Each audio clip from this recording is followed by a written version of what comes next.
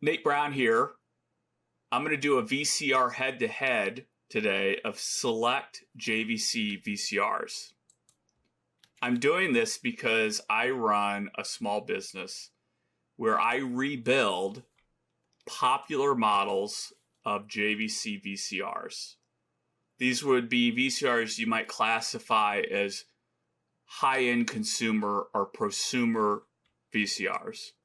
So things like the 7600, the 9600, the 9900, the 9911. So great VCR options if you are taking, say, family tapes, or you're working on a documentary and you're doing digital archiving. There were some key things to consider when I did this test. And that was, first, the same VHS tape is used across all captures. And I used a tape that was recorded over 30 years ago. And it's really what got me into this business.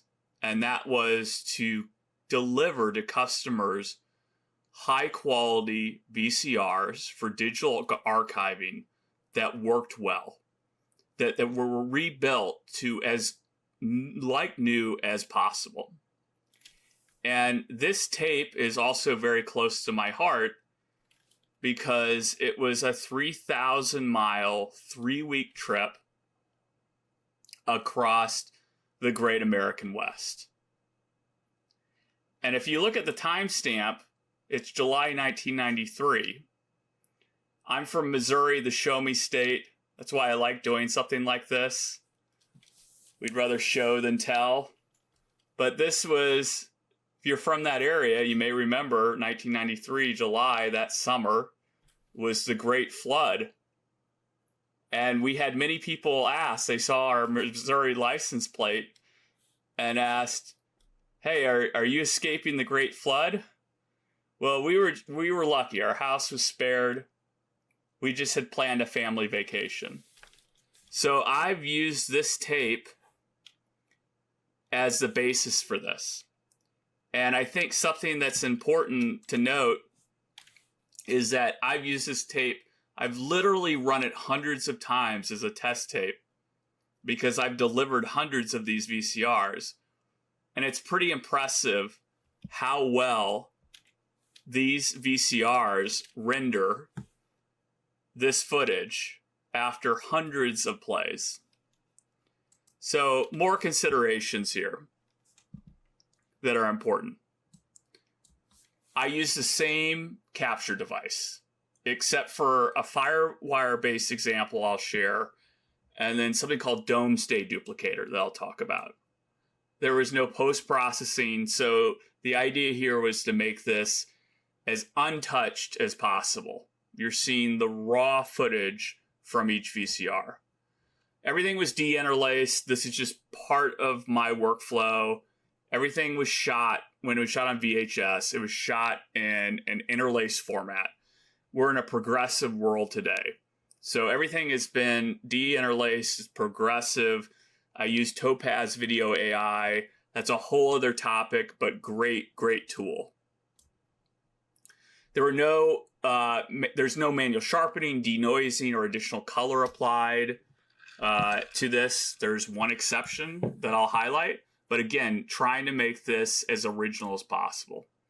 During capturing, there was no resizing, scaling, or cropping performed. Everything was captured at 720 by 480, and then it was conformed to 640 by 480 for this presentation. But again, the goal is to be as close to what VHS is represented in the digital world.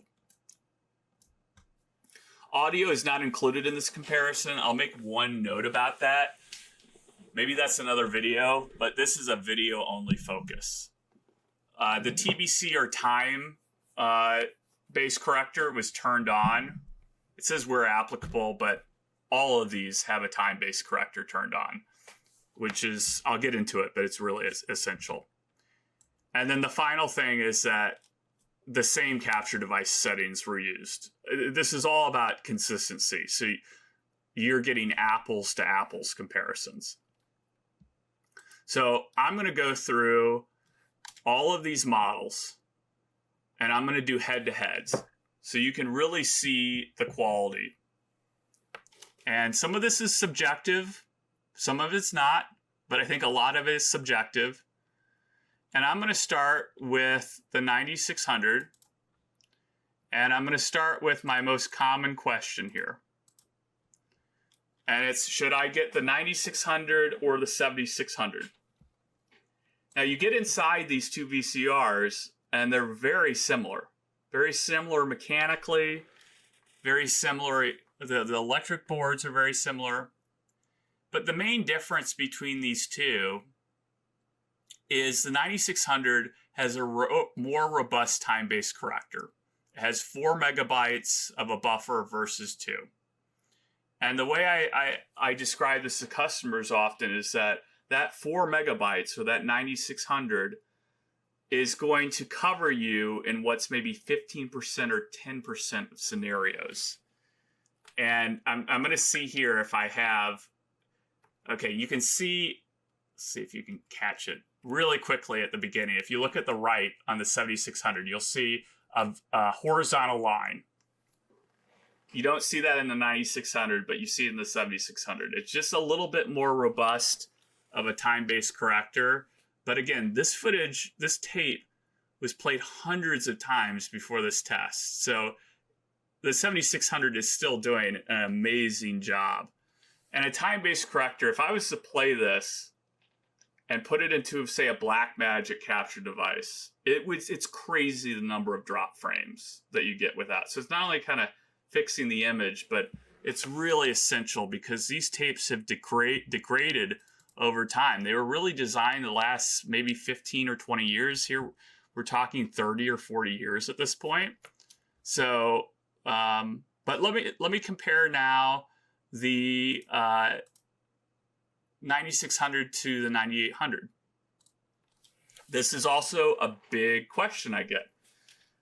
These are two very popular VCRs. I would say they're probably my most popular. And what I see through this is the color is pretty similar, but the 9800 appears a little bit sharper, and you can really see that in the timestamp. You can also see it in the structure of the Golden Gate Bridge here. Look how much sharper it is. This is another one you kind of see it, especially as we get closer. So the 9600 came out, I think, around 97. The 9800 was closer to 2000. It's a little more modern. These are both built very well. Mechanical sections are nearly identical. They're both great options. I will say that when I show people this, customers want to see the head-to-heads, they often go with the 9800. But I use the 9600 for capturing my family's tapes. Let's look at the 9800, or the 9900 rather. So another great option. It's very similar to the 9800, and in fact, I'm going to kind of jump ahead here. I think it's important because the 9800 and the when you open up the 9900 and the 9800, and let me make sure I'm showing that I'm getting ahead of myself. All right. So here's here, let me correct myself again. Let's do the 9800 and the 9900. All right, let's see if this works. There we go. So when you open these two VCRs up, they look identical, other than one is silver, which is the 9900. One is bronze or gold, the 9800. But as you go through this image, and this was kind of a surprise to me a bit, is the 9900, it's a little sharper and it's a little richer color. So I would say that if I had more 9900s, it would be my most popular model. It's just they're harder to source. But these are both really, really great options. And let me jump back to the 9600 head-to-head that I was doing, because I think it's a great starting point. So I've got let me cut to this scene. I've got my 9600 again, and I'm going to pull up the 9911. And there's a backstory with this 9911. So this had an edge. The 9911 had an edge for a while because it had something, or it didn't have something, called the dynamic drum system. And the dynamic drum system was a really great idea in the time. And what it is that if you wanted to do like a sports replay, so like slow-mo playback, it would actually tilt the drum or the video head to allow the tape, the magnetic tape, to be as well aligned as possible to the head. So you would get super smooth playback. It was awesome. It was a cool idea, but really poor execution. And the gearing is plastic. It becomes brittle. There's enough torque that the Domesday Duplicator would seize up. And the 9911, by the year 2000, 2001, they said, we're having too many problems. We're having too many returns with this. Let's get rid of it completely. And they did. But now it's not an issue because I disable the dynamic drum in all the models that I sell that have the dynamic drum. So I'm going to pull up all these models. So the 7600 has a dynamic drum. 9600, 9800, 9900. Those all have dynamic drums. They're all great VCRs. But the problem is that it's not a matter of if, it's a matter of when. So I have disabled those. So it's really not a factor. So the 9911 really doesn't have that same edge that it used to. But it's a little bit sharper picture. I'd say it's closer to the 9900. It's a great option. I would say that the user experience of the front, they made it look modern. And it just, the button layout in the front, it's not as great. But if you have a remote, it doesn't really matter. But these are both great VCRs. So let's continue this comparison. Let's do the 9600 to what's called a DVS3U. And it has a sibling called the SR-VS30U.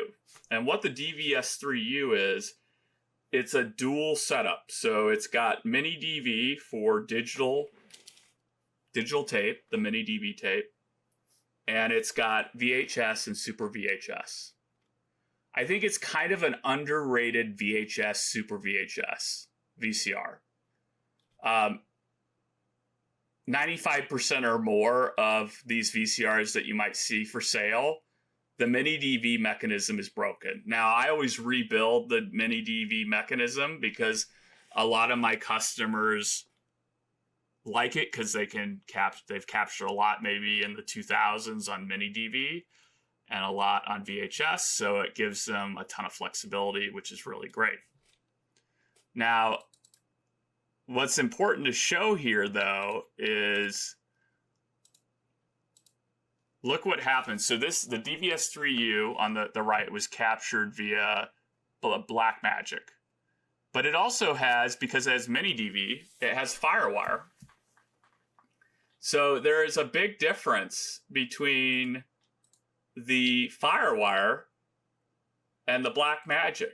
Look at that. And let me actually bring this up full screen here, where I have both of them. And look how much data is stripped from the FireWire. Like in this scene, you really see it's blown out. And it's two things. It's one is that it's using an older digitizer that was built into that DVS3U. Also, it's capturing the DV25, on the left, so 411 versus DV, and you really see it in some of these landscapes. Like, it's not only sharper, but you're just stripping a lot of data. So my recommendation to customers is that if you're looking for maximum flexibility and convenience, DVS3U, the SR-VS30U, great option. FireWire is super convenient. But if you're looking to maximize quality, then get an external traditional capture device. And you go FireWire out and RCA out. I mean, you're really going to see a big difference. So jumping back over to my head-to-head, I've already shown the DVS3U. I want to show one that is not often highlighted. Also a little underrated. Some of my customers swear by it. They run video operations with this device. But the SR-V101US, which technically by JVC was a professional device. And when you get into the guts of it, you can kind of see why. It's an easier device. It was designed to be serviced. These 9600s, the 9800s are a little bit harder to service. I mean, they're really consumer decks. They're very good VCRs, but they're consumer. So what I see when I go through this is that the V101, it renders colors in a very similar fashion, but it's sharper. I mean, you just see that on the timestamp. This one doesn't have a timestamp, but you can kind of see it's just sharper. But it's a great option. But a huge caveat with the V101 is I haven't had good experiences with audio. And again, the audio equation is a whole other video, but there's more post-processing that I've found needs to be done with the 101. There's more hum and noise. All of the options of the 7600, the 9600, the 9800, the 9900, the 9911, the HRDVS3U, whether FireWire or through a capture device, excellent audio. I've just had some problems with the noise in the 101 US, but the picture is great. It's nice and sharp. So there's one more thing I want to highlight here with the 9600 pulled up, and that's something called the Domesday Duplicator. And I'm kind of opening up a whole new can of worms here, but I think it's important to talk about. This is relatively new. It's not super new. It's brand new to me, though. And what the Domesday Duplicator does is that it skips the image processing and the time-based corrector in these VCRs. It takes the signal straight off, the RF signal directly off the tape, and takes it into modern image technology, image processing technology. So this is an example I like. Look at the foreground. Look how much more detail there is in that foreground. And the left is just blurred out. Another example that makes it really clear. My sister had recorded at night. We were driving at night, which we did a lot. And the 9600, look how it's crushing the blacks. But there's some data there. And it might not seem like a big deal until look at the car driving by. Now, where this gets pretty practical is a scene like this. And this is my mom sitting in the car. It's darker, it's shadier. And just, it's amazing to see the detail on the right there with the Domesday Duplicator. There's a lot of data that's being lost through that older image processing in the 9600U. We're talking almost 30 years old. Another example I like to share is this chipmunk. We're in Yosemite. And I'm actually going to go full screen to do some comparisons here, because I think going full screen, you really see it. So I'm going to go to the 9600 full screen. Let me reset this. So it feels, when you start seeing it in the context of the Domesday Duplicator, you see how much sharper it is. Now let's go to the 9911, which is pretty sharp. I mean, when you compare it to the 9800, but then you jump over to it, and let me go back to that scene. Look how much sharper it is.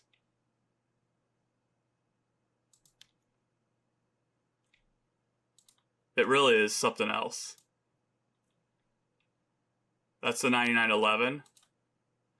And then let me cut over to the Domesday Duplicator. So what's important, though, to notate about the Domesday Duplicator is that it's a completely different capture workflow. You have to have a lot of patience. You need to have a lot of storage. So a video like this, which is about 2 hour VHS tape, it's around 300 to 400 gigabytes. It also takes a long time to process. It's doing software-based TBC, time-based correction. There's been some discussion online about how good that actually is, software-based. It's really good. It's rare that I see situations where the hardware-based is doing better than the software TBC. And I like this example right here. I mean, look at the detail in the structure that you see, how much sharper it is. And my daughter came in and noted earlier, she said, well, it looks kind of flat.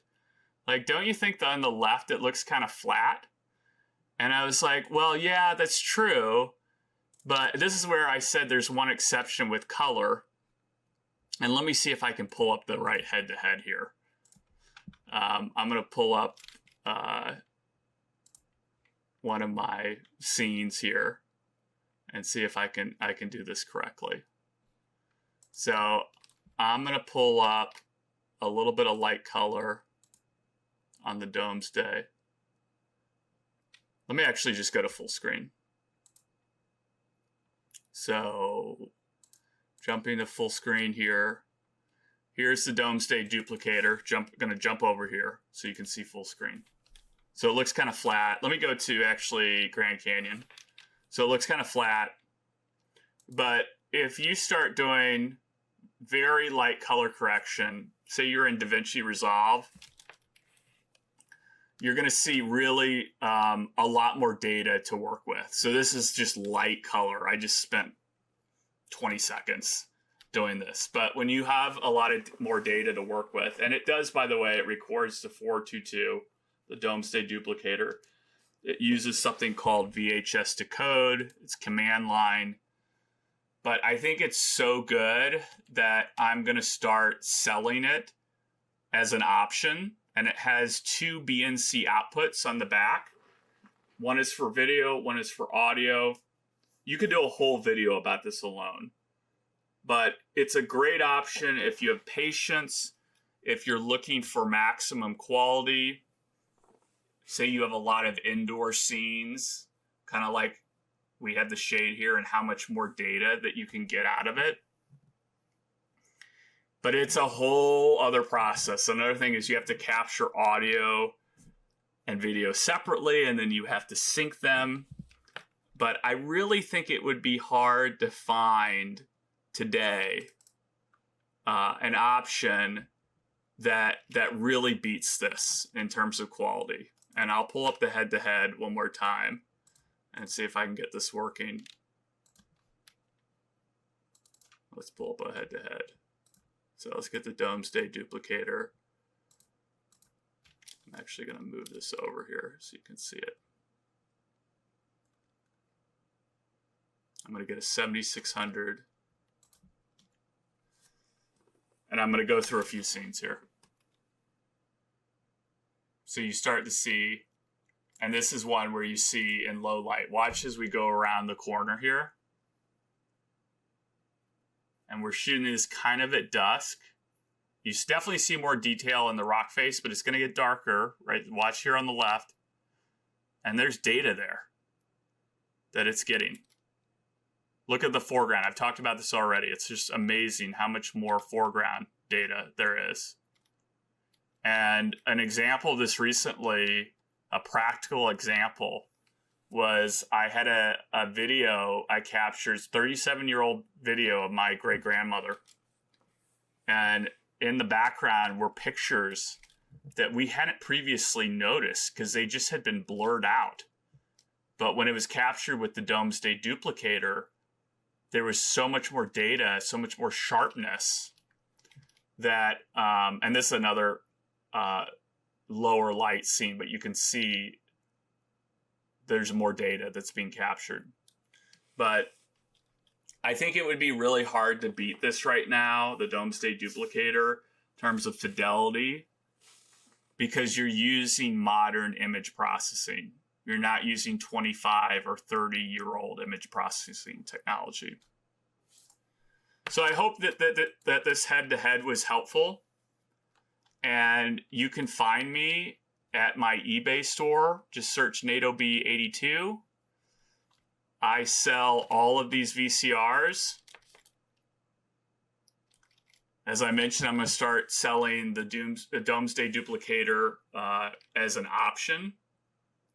And all of the Domesday Duplicator footage that you see here was done on a 9600 that I retrofitted. But I'm doing a test right now where we may find that you could do lower end models like a 3910, 3800, 3500, and I wouldn't be surprised that it's the same quality.